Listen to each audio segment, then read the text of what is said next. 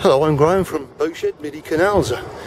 Just about to go on board a Connoisseur 1275, interestingly modified with that super terrace deck, Bimini shade. You can see the main entrance door on the port side.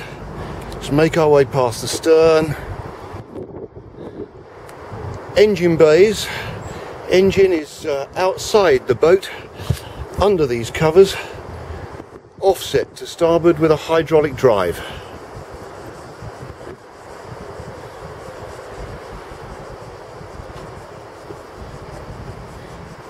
Just make our way forward down this starboard gunnel.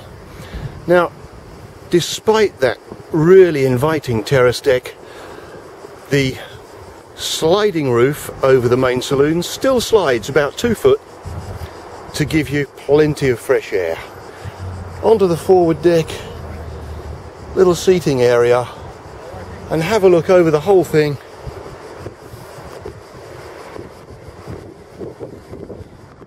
I'm Graham from Boatshed Midi Canals, and if you'd like any more information, I'd love to hear from you.